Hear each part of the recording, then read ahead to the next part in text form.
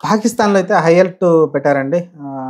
ఎవరైతే ఐఎస్ తీవ్రవాదులు ఉన్నారో వాళ్ళు అటాక్ చేసే ప్రయత్నంలో ఉన్నట్టు తెలుస్తుంది. ఎందుకంటే పాకిస్తాన్ గనక ఫైనల్ దాకా వెళ్తుంటే సైలెంట్‌గా ఉండేవాళ్ళేమో. కానీ ఇప్పుడు ఫైనల్‌కెళ్ళకుండా మధ్యలోనే వాళ్ళు వెళ్ళిపోవడంతోటి, అలానే వాళ్ళ దేశ ప్రధాని కూడా ముందుగానే ఆ మ్యాచ్ జరిగే ముందు కూడా చెప్పడం చూసాం. ఖచ్చితంగా మీరు గెలిచి రావాలని ఆ ప్రధానమంత్రికి డైరెక్ట్‌గా కోరడం. ఎందుకంటే స్పోర్ట్స్‌లో గెలిపోవడం అనేది ఎంత పెద్ద మంచి ప్లేయర్ అయినా సరే ఏదో ఒక టైంలో ఇలాంటివి జరుగుతా ఉంటాయి. ఒకప్పుడు పాకిస్తాన్ అంటే భయపడేవాళ్ళు. వాళ్ళ ఫాస్ట్ బౌలింగ్ చూస్తే ఎవరు వసీం అక్రమ్ కావచ్చు, షోయబ్ అఖ్తర్ కావచ్చు, ఇలాంటోళ్ళని చూస్తే మీకు భయం పుట్టేది. అలాంటి దశ నుంచి వాళ్ళైతే కొంచెం ఇప్పుడే ఫేడ్ ఔట్ అవుతా ఉన్నారు కొంచెం కొంచెంగా. చూడాలి మరి. లాస్ట్ టైమ్ మన మీద వరల్డ్ కప్‌లో కూడా గెలిచడం చూసాం. కొన్ని టీ20 మ్యాచ్‌లు కూడా మన మీద గెలిచారు.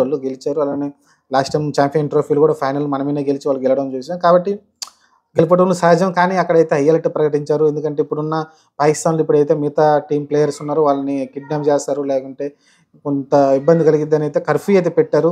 ఐఎస్ఐఎస్ కూడా కొంచెం అలర్ట్‌గా ఉందంట. కొంచెం తిరుగుతున్నారంట అటు ఇటు. అందుకని అక్కడ ఆ ఏరియాలో ఎవరు రాకుండా అయితే కర్ఫ్యూ పెట్టి కొంచెం జాగ్రత్తగా చూసుకుంటున్నారు ఆ ప్లేయర్స్ వరకైతే.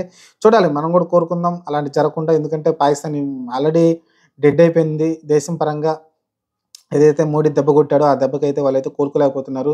వాళ్ళ డాలర్ రేట్ కూడా చాలా పడిపోయింది. మనం రూ. 85, రూ. 90 పోతుందని భయపడుతుంటే వాళ్ళ డాలర్ రేట్ ఎంత ఉందో చూసుకోవచ్చు.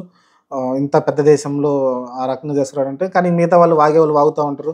అప్పుడు కాంగ్రెస్ గవర్నమెంట్ ఉన్నప్పుడు డాలర్ రేట్ అట్టుంది, అట్టుంది అంటారు. కానీ పెరుగుతా ఉంది. మన ఆదాయం పెరుగుతా ఉంది. ఒకప్పుడు సాలరీస్ ఎంతలో ఉండే 20,000 వస్తే గొప్ప అనుకునేవాళ్ళు. ఇప్పుడు 50,000 వస్తున్నాయి. రూ. 1,00,000 కూడా సంపాదించగలుగుతుంటారు మధ్య తరగతి వాళ్ళు. కాబట్టి అంతా మారిపోతుంది. అన్ని రేట్లు పెరిగిపోతా ఉన్నాయి సమాజంలో. కానీ ఇప్పుడైతే ఆ మ్యాచ్‌లయితే చాలా కరంగా మారినాయి. కొంచెం ఇబ్బందయితే పడతా ఉన్నారు.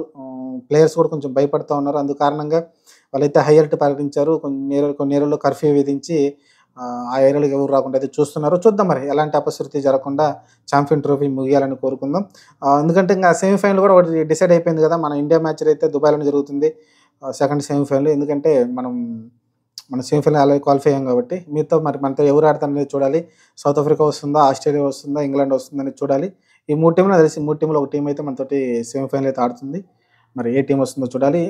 ప్రస్తుతానికైతే పాకిస్తాన్ మొత్తం ఒక హై అలర్ట్‌లోకి వెళ్ళిపోయింది.